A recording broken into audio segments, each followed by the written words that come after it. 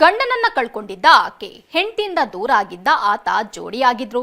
Live in relationship ನಲ್ಲೇ aunty uncle ವಾಸವಾಗಿದ್ರು. ಆದ್ರೆ ಅದೇ ಜೋಡಿ ನಡುವೆ ತಡರಾತ್ರಿ ಘೋರವಾಗಿದೆ. ಅದೊಂದು ಕಾರಣಕ್ಕೆ ಇಬ್ಬರು ಹೆಣವಾಗಿದ್ದಾರೆ.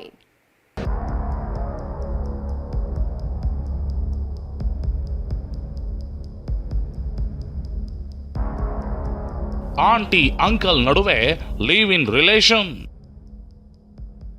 ಅನುಮಾನದ ಹುಳ ಪ್ರಿಯತಮೆಯನ್ನೇ ಕೊಂದ.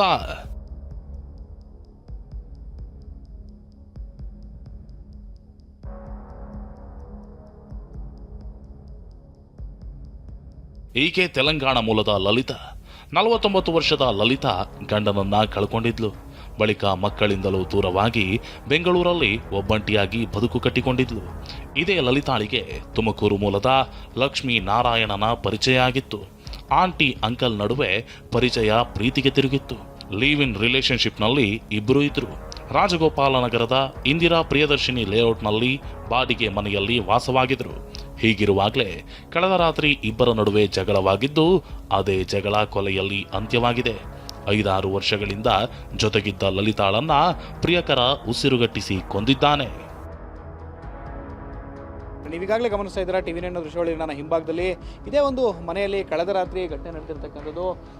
ಅಂದರೆ ಕಳೆದ 6 ತಿಂಗಳಿನಿಂದಲೂ ಕೂಡ ಇದೇ ಮನೆಯಲ್ಲಿ ಲಲಿತಾ ಎಂಬಾಕೆ ವಾಸವಾಗಿರ್ತಾರೆ. ಅವರೊಟ್ಟಿಗೆ ಲಕ್ಷ್ಮೀನಾರಾಯಣ ಎಂಬಾತ ಕೂಡ ಆಕೆಯ ಪ್ರಿಯಕರ ಕೂಡ ವಾಸವಾಗಿರ್ತಾನೆ. ನೆನ್ನೆ ರಾತ್ರಿ ನಡೆದಂಥ ಜಗಳದಲ್ಲಿ ಈ ಘಟನೆ ನಡೆದಿರ್ತಕ್ಕಂಥದ್ದು. ಪ್ರಿಯತಮೆ ಕೊಲೆ ಬಳಿಕ ಪ್ರಿಯಕರ ಸೂಸೈಡ್.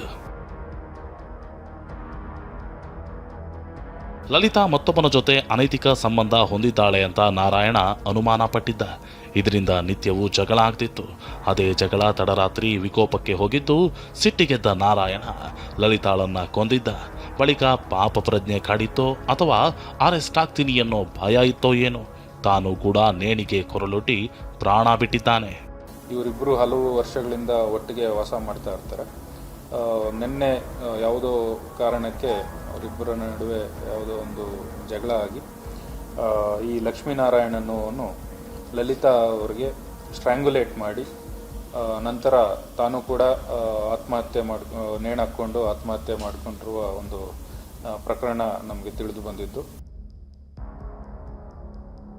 ಇನ್ನು ಇಂದು ಬೆಳಗ್ಗೆ ಪಕ್ಕದ ಮನೆಯವರು ಪರಿಶೀಲಿಸಿದಾಗ ಈ ಕೃತ್ಯ ಬೆಳಕಿಗೆ ಬಂದಿದೆ. ಪೊಲೀಸರಿಗೆ ಸುದ್ದಿ ತಲುಪ್ತಾ ಇದ್ದಂತೆ ಸ್ಥಳಕ್ಕೆ ಬಂದ ರಾಜಗೋಪಾಲನಗರ ಪೊಲೀಸರು ಕೇಸ್ ದಾಖಲಿಸಿಕೊಂಡು ತನಿಖೆ ಆರಂಭಿಸಿದ್ದಾರೆ. ಕೊಲೆ ವಿಷಯ ತಿಳಿದು ಲಲಿತಾ ಸಂಬಂಧಿಕರು ಕೂಡ ಆಗಮಿಸಿದ್ರು. ಆಕೆ ಪತಿ ತೀರಿಕೊಳ್ತಿದ್ದಂತೆ ನಾವು ಆಕೆಯನ್ನ ಮನೆಯಿಂದ ಹೊರ ಹಾಕಿದ್ವಿ. ಇಲ್ಲಿ ಯಾವ ಕಾರಣಕ್ಕೆ ಗಲಾಟೆ ಆಯಿತೋ ನಮಗೆ ಗೊತ್ತಿಲ್ಲ ಅಂತಾರೆ. ನಮ್ಮ ಅತ್ತಿಗೆ ಆಗಬೇಕು. ಅವ್ರು 10 ವರ್ಷದಿಂದ ನಾವು ಅವ್ರನ್ನ ಆಚೆ ಹಾಕ್ಬಿಟ್ಟಿದ್ವಿ. ಅದಾದಮೇಲೆ ನಮ್ಗೆ ಏನೂ ಗೊತ್ತಿಲ್ಲ. ಬೆಳಿಗ್ಗೆ ಫೋನ್ ಬಂದಿದ್ದೀವಿ ಸರ್, ಅಷ್ಟೇ ನಮ್ಗೆ. ಇಲ್ಲ, ಒಂದೇ ಕಡೆ ಕೆಲಸ ಮಾಡ್ತಾಯಿದ್ರಂತೆ. ನಮ್ಮ ಅಣ್ಣ ತೀರೋದ ತಕ್ಷಣ ನಾವು ಆಚೆ ಹಾಕ್ಬಿಟ್ವಿ ಆ ಅಮ್ಮನ್ನ. ಅವರಾದ್ಮೇಲೆ ಅವರಿಬ್ಬರು ಜೊತೆಲಿದ್ದಾರೆ, ಚೆನ್ನಾಗಿ ಇದ್ದರು. ಬಟ್ ಏನು ಕತೆ ಗೊತ್ತಾಗಿಲ್ಲ. ಒಂದ್ ಕಡೆ ಕೆಲಸ ಮಾಡ್ತಿದ್ದ ಇಬ್ರು ಜೋಡಿಯಾಗಿದ್ರು. ಆದ್ರೆ ಅನುಮಾನ ಅನ್ನೋ ಹುಳ ಇಂದು ಇಬ್ಬರು ಹೆಣವಾಗುವಂತೆ ಮಾಡಿದ್ದು ಮಾತ್ರ ದುರಂತ. ಶಿವಪ್ರಸಾದ್, ಟಿವಿ9 ಬೆಂಗಳೂರು.